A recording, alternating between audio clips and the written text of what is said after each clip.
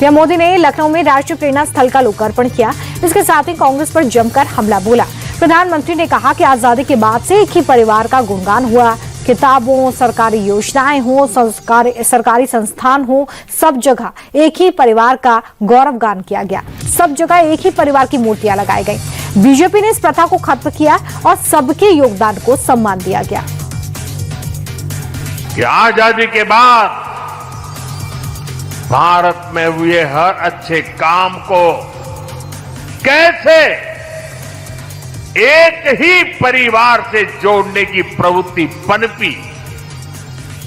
किताबें हो, सरकारी योजनाएं हो, सरकारी संस्थान हो, गली, सड़क, चौराहे हो, एक ही परिवार का गौरवगान,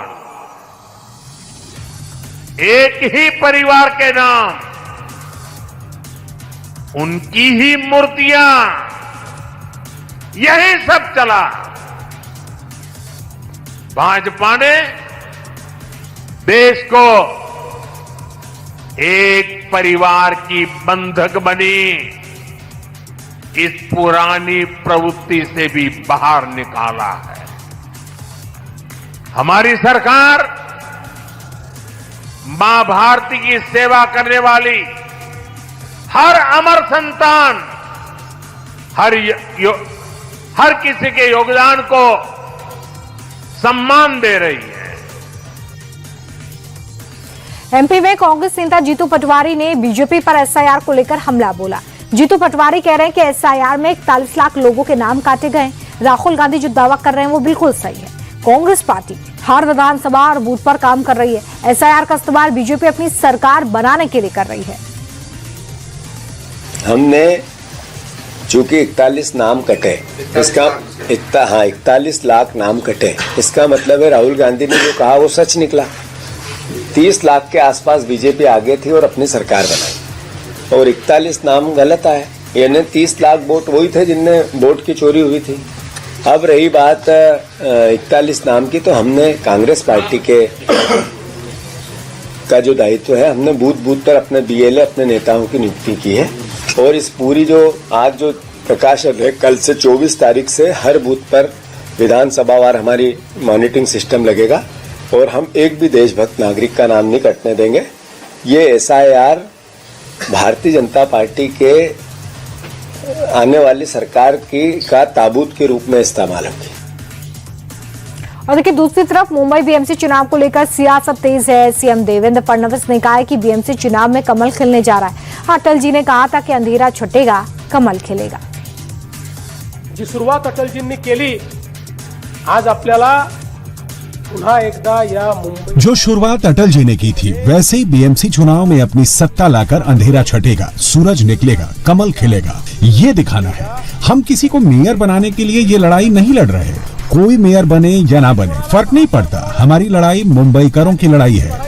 जिस तरीके से मुंबईकरों को भ्रष्टाचार के दलदल में धकेला गया, जो मुंबईकर मर रहे थे, तब अपनी हथेली पर रखकर घी खाने वाले कौन थे, ये हमें मुंबईकरों को बताना है। जब मुंबईकरों को मदद की जरूरत थी, कौन लोग अपने महलों में बैठे हुए थे और किनके लोग आम मुंबईकरों को लूट रहे थे, इसका पर्दाफाश करने के लिए हम इन चुनाव में उतरे हैं। पारदर्शिता और प्रामाणिकता से मुंबई महानगर पालिका चलनी चाहिए। इस संकल्प के साथ हम इस चुनाव में उतरे हैं।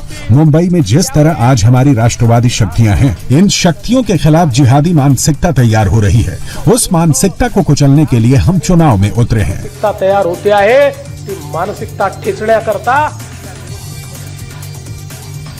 कांग्रेस नेता विजय वडेट्टीवार ने सीएम के बयान का पलटवार किया। उन्होंने कहा कि आजकल मुख्यमंत्री के खिलाफ जो खड़ा होता है वो उसे जिहादी कहते हैं। जिस दिन हमें वो ऐसा कहेंगे, हम देंगे जवाब। आजकल मुख्यमंत्री जी क्या बोलते हैं, किसको जिहादी ठहराते हैं, उनके खिलाफ में जो खड़ा हुआ वो जिहादी होता है, उनके खिलाफ में जो लड़ता है वो जिहादी होता है। इसका मतलब यही कहना चाहिए। अब उस बारे में जवाब तो मनस से और शिवसेना से पूछिए। जिस दिन हमें जिहादी कहेंगे तो हम लोग बताएंगे उनकी हिस्ट्री, कौन जिहादी है। पर हमसे तो कोई उन्होंने बात नहीं की है, तो हम क्यों उसके विवाद में पड़े। अब भाजपा को वोट उसी से मिलते, चुनाव में बात अलग करो, पाकिस्तान में जाकर बात अलग करो और हिंदुस्तान में बात अलग करो। ये बात इनका जब तक ये हिंदू मुस्लिम भारत पाकिस्तान और मंदिर मस्जिद की बात नहीं करेंगे तो इनको वोट नहीं मिलेंगे। ये 3 मुद्दों को छोड़कर वोट मांगे तो कितने वोट मिलते हैं ये एक बार देख ले। एमएनएस और उद्धव शिवसेना के गठबंधन पर संजय निरुपम ने हमला बोला। संजय निरुपम ने कहा कि ठाकरे ब्रदर्स खान और पठान को साथ लेकर चल रहे हैं। ऐसे जिहादियों के दबाव में एमएनएस कार्यकर्ता हिंदुओं में भेदभाव करवाते हैं। एमएनएस और उद्धव ठाकरे को खान और पठान चलाएंगे, लेकिन हिंदू समाज नहीं चलेगा।